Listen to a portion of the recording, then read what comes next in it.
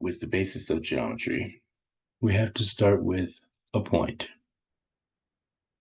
And when we start with things that we know, basic geometry like points, lines, segments, those are all developed by Euclid and his books known as the Elements. In that, he forms what's known as axiomatic geometry. Axioms forming these different lines or points or different ways of starting to, like vectors, starting to understand things.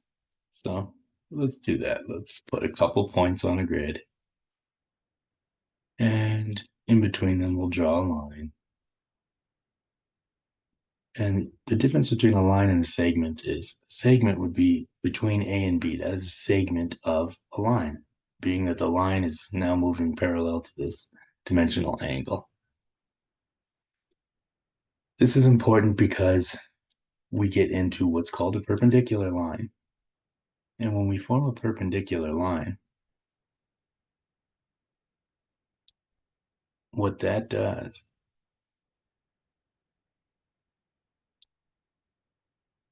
is it creates what's known as angles. So we can start to know the angle 60 degrees. So we know that this angle is going to be something like 320.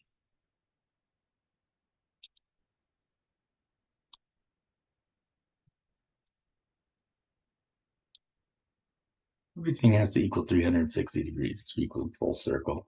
So we can break apart all the angles and all the degrees, units of measure, based on these understandings. Perpendicular lines only intersecting at one point is what's known as axiomatic geometry. And this works well on a two-dimensional flat grid. Everything's pretty understandable, pretty easy to understand about the angles. That's how we form the basic of equilateral triangles, for example.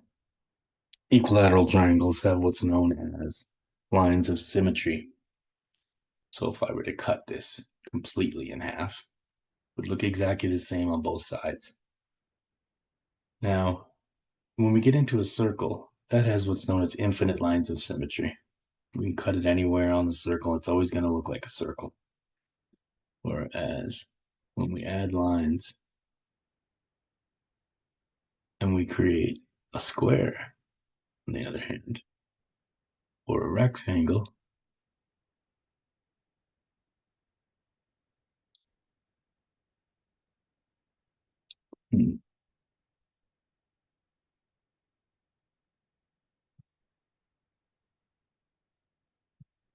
in a rectangle that has equal sides, it can also have equal lines of symmetry. However, it can only be broken apart 1, 2, 3, or 4.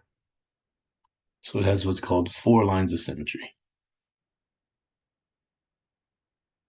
Triangle only has 1 line of symmetry. And a circle, infinite lines of symmetry.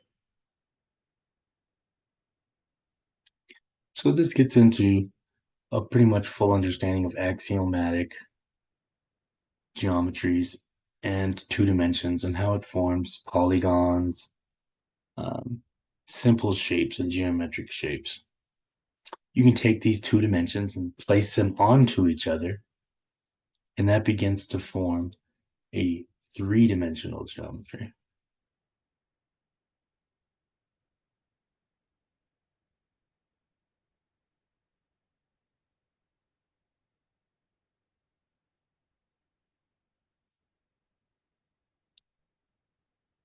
Form a basic pyramid. A basic pyramid has a base of a square and equilateral sides. We form an equilateral pyramid.